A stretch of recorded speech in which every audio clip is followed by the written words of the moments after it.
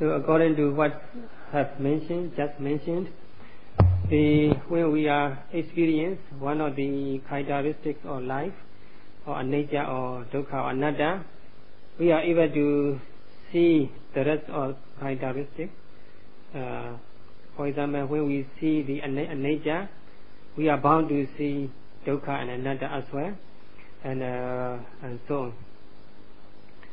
So, if we are able to see the true or absolute impermanence or real impermanence, we are bound to see the suffering and non-self as well.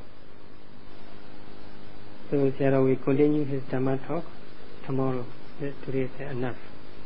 Sadhu, sadhu, sadhu. Here in this center, yogi from home and abroad come and practice meditation.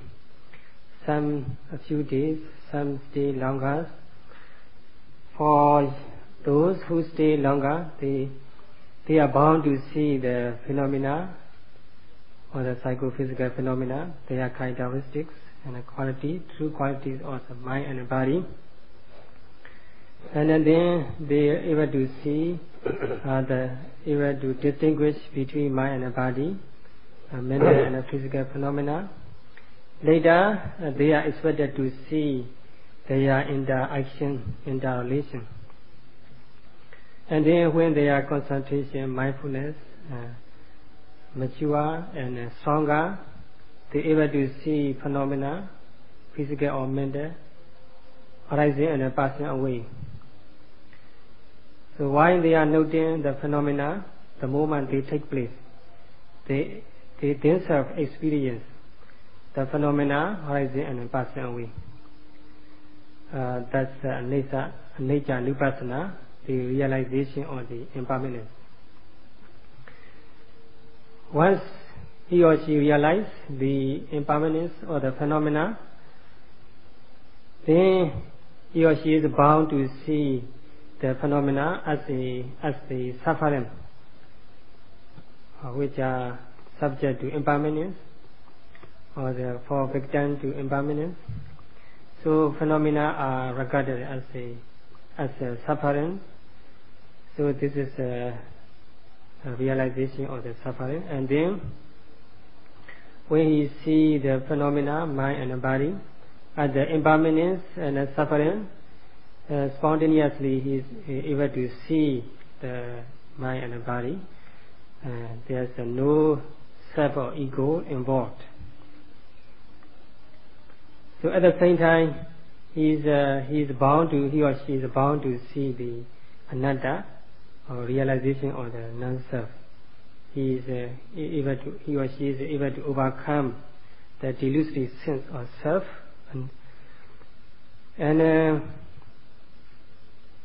but as a yogi, he or she cannot able to see three characteristics of life or existence at the same time.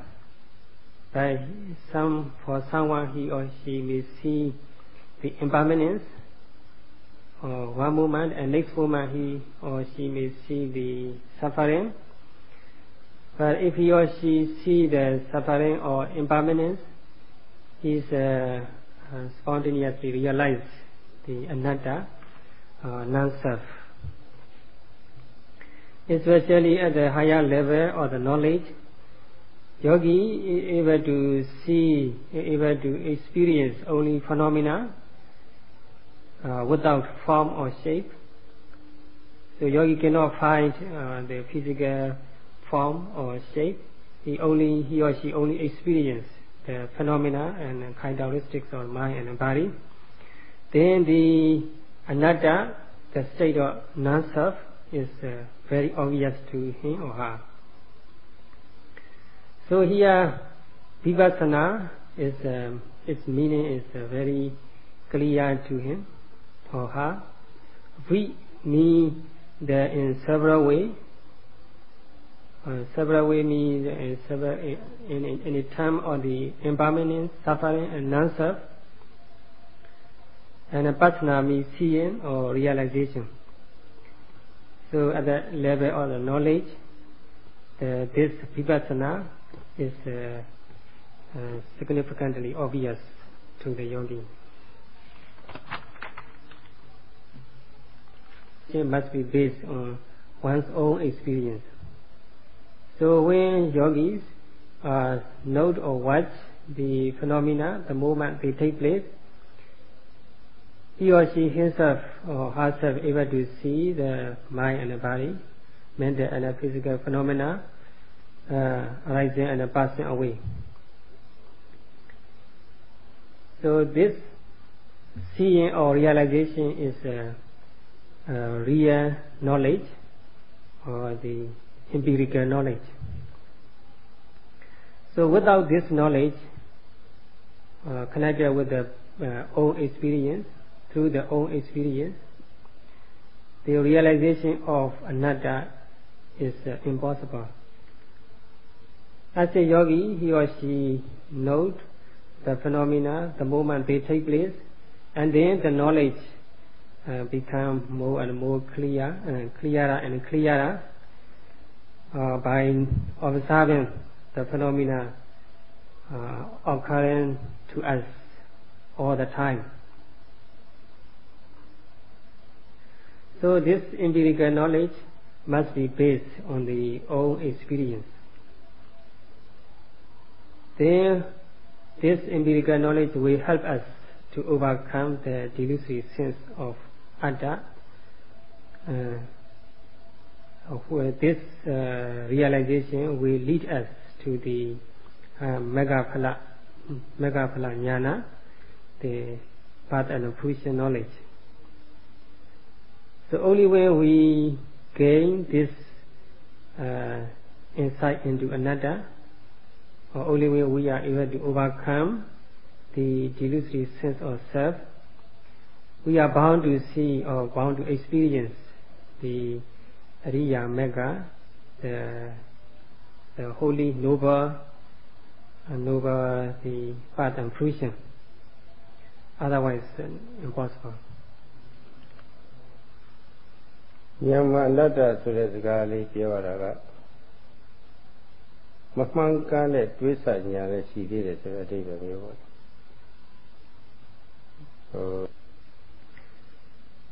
So we Burmese say Anatta in daily life,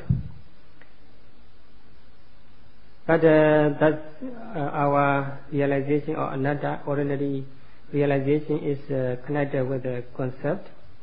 It's not empirical knowledge. So such a realization is not pure, not empirical, just intellectual or conceptual knowledge. It's not empirical or real realization of Anatta, not empirical knowledge of Anatta, just conceptual knowledge. For example, when we see someone died, or we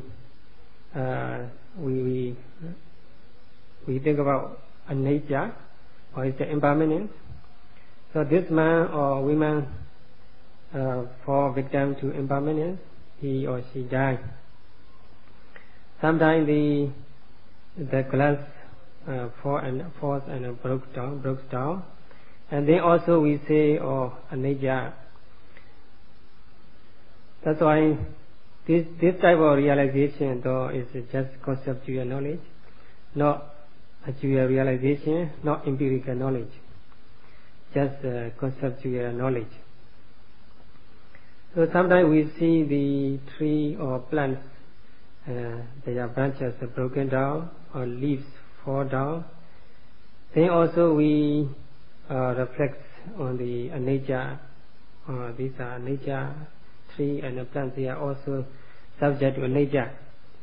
We think about like this, but this realization also is a conceptual knowledge, not empirical knowledge.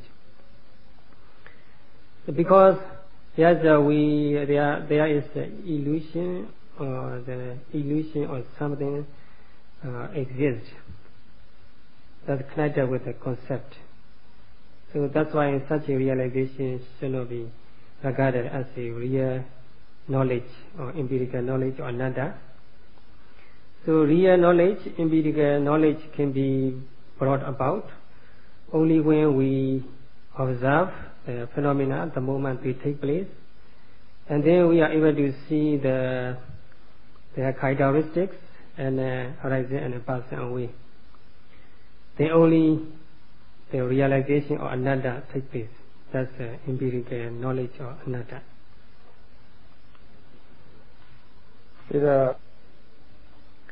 And then when we experience the unpleasant sensation, pain or irritation, any types of discomfort, we think we are seeing the suffering.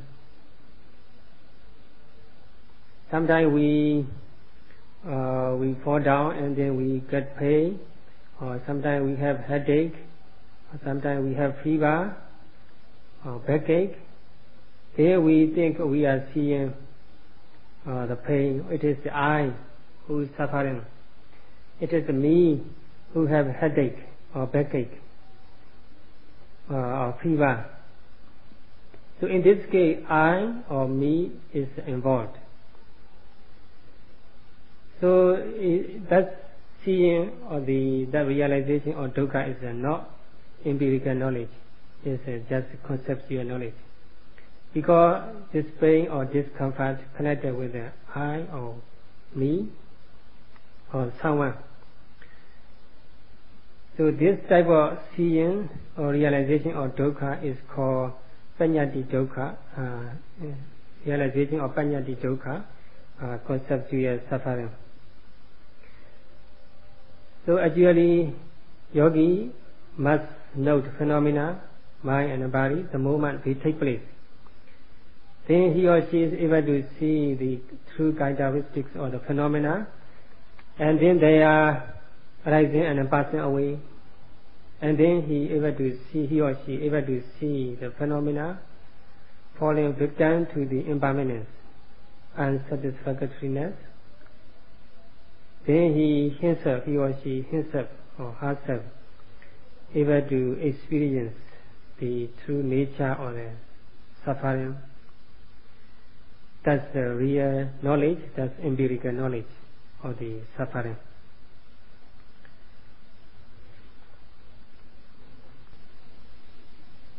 So just intellectual or the conceptual realization of Anatta is cannot help us to see real Anatta, not real empirical knowledge of the Anatta.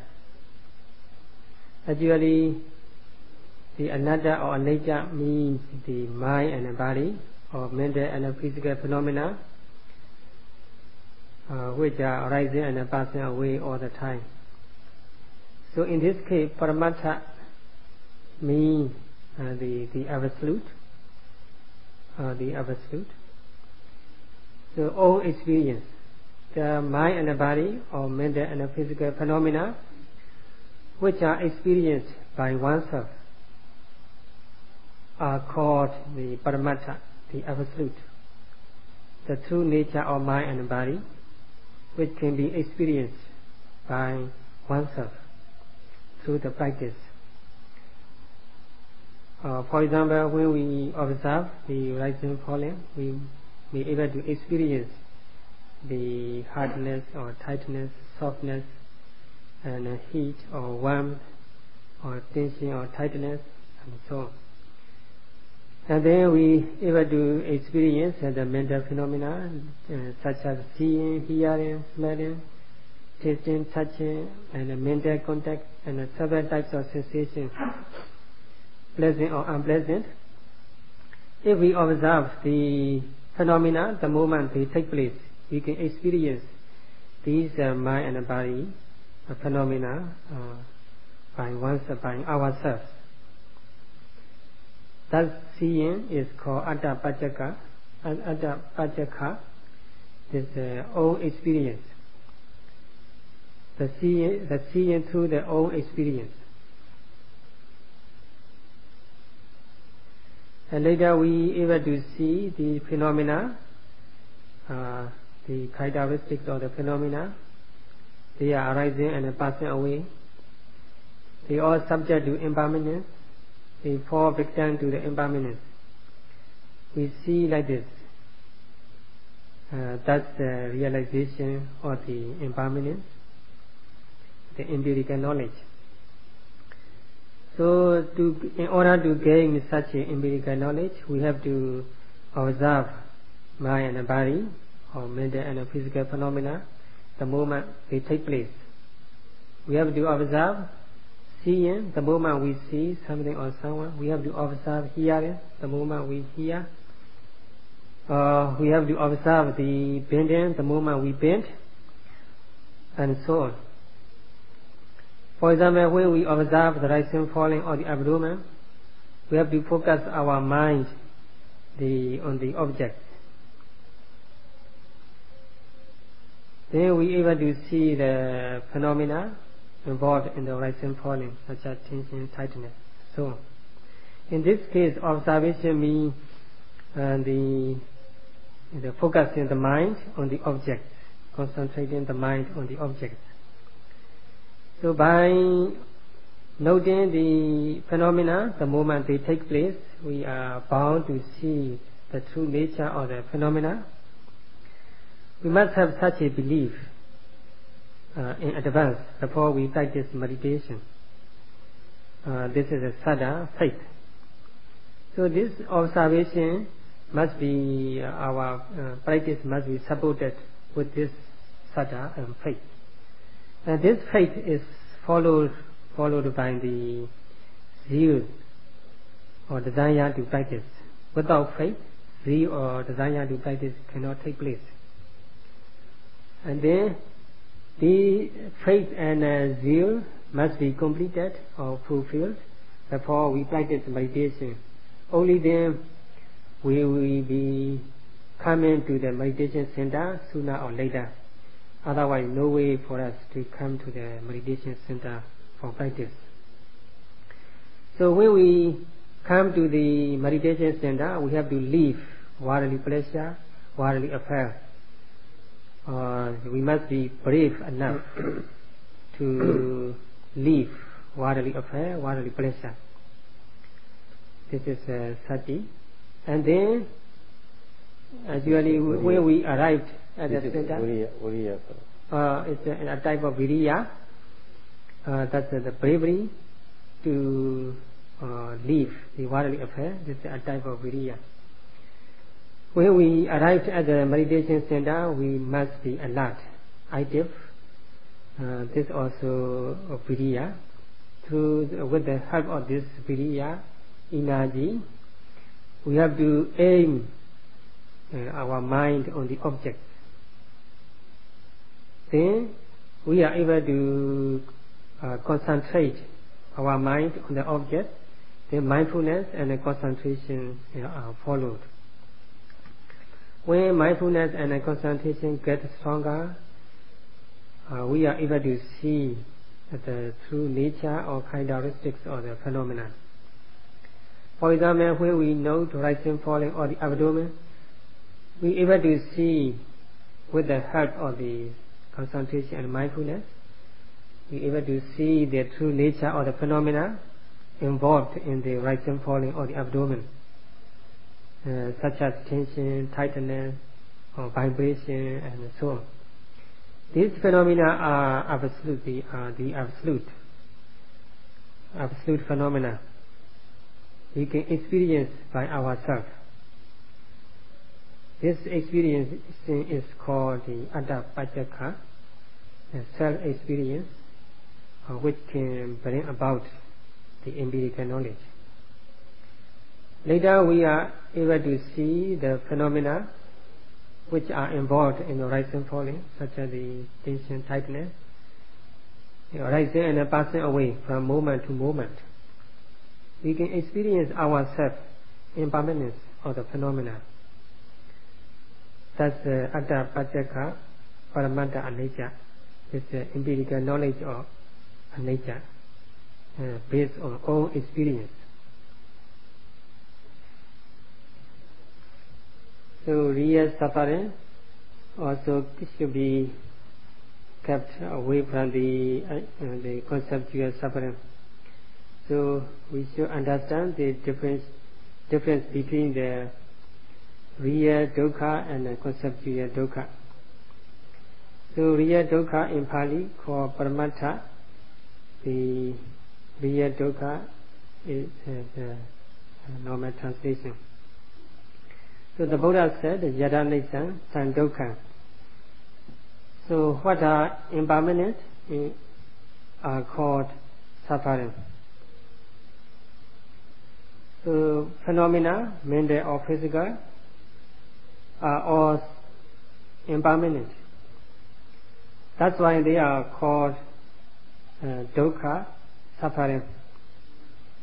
It's just like a person who has two names, Anicca and Dukkha. So if we see the Anicca, impermanence, or the phenomena, so spontaneously we are bound to see the suffering, the Dukkha. So directly we are experiencing Anicca, impermanence, or the phenomena. And indirectly we are bound to see the suffering as well. So spontaneously we are able to see the suffering because the phenomena are subject to impermanence. Phenomena fall victim to the impermanence. They are all tortured by the impermanence. And then we some more experience. We are able to see the phenomena never follow our wish. They are arising and passing away on their own accord. They never follow they never follow anyone's wish or will. They arise and pass away on their own accord.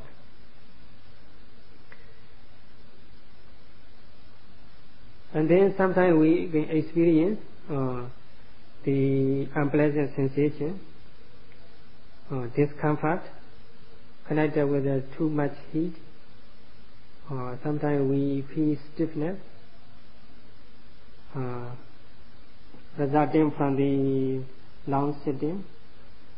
Then we feel the uneasy feeling, unpleasant sensation. Then we are able to see the suffering. But actually this seeing is pain or unpleasant sensation is called the real dukkha. We can experience it by ourselves. So in this case, no one can help us to overcome this pain. The pain is on its own accord arise and pass away. The pain or unpleasant sensation, they follow no one's wish. They arise and passes away on their own accord. So once we are able to see the suffering or the phenomena, we are bound to see spontaneously the anatta, the non-self, through our own experience.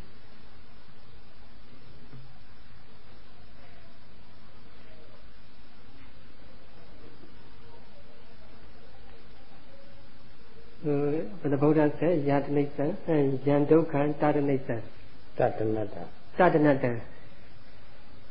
So what are subject to the suffering are called anatta, non-self. So mind and body, mental and physical phenomena, which are subject to the suffering, are called anatta, non-self. It can be compared with a person who has three names. In the same way, this mind and body, mental and physical phenomena, they have three names: Anicca, Dukkha, and Anatta. So if we see the Anicca, that means we are seeing the Dukkha and Anatta spontaneously. So without seeing Anicca or Dukkha, it is impossible for us to see Anatta, non-self. So in this case, Dukkha means several types of unpleasant sensation or discomfort. For example, when we sit for long time, the unpleasant sensation, pain, start to torture us. For example, in our buttock or back or waist, there's a pain severe and torturing us. Sometimes we experience heat or tension or tightness, stiffness, aching, itchiness, several types of unpleasant sensations are occurring and torturing us. In the beginning, we are brave to face with the pain, but actually we become coward. We are afraid to face with the pain as your case. So in this case, the meditation teacher all the time encourage the yogi to know the pain with a courageous effort. Then yogi also feel encouraged and make great effort. As a result, he or she able to see the pain as just pain and knowing of pain. There's no one involved in it. But later he able to see the pain is just pain. There's no I or me involved in it. Only mental phenomena. And then noting mind also the just mental phenomena. There's no person or individual involved in it. Then there's no I or no self. At that moment, yogi able to confront with the pain because he's become courageous enough to face such a severe pain. So the pain turn into the pleasant. So it is called regarded as a pleasant pain. Even though pain, it can be experienced as a pleasant. Because yogi able to see the pain as a phenomena, there's no person or I involved in it.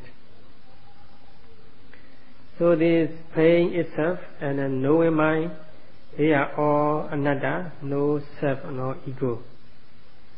So that means yogi experiencing the pain. At that moment, yogi cannot see the form or shape of the physical body. There's no, he loses the sense of the body or hand or legs. He just see pain as pain. Then there's a realization of the anatta takes place. At that moment, yogi have upper hand, the pain. Yogi is able to master the pain. He is no more coward to face with the pain. So some yogi they looking forward to encountering with the pain because pain is seem to be pleasant or helpful to the yogi to be able to see the true nature. So that's why some yogi they put the stone under their they put stone under their feet so that they can experience the pain and which seem to him as something helping, which seem to him as something helping, which seem to him as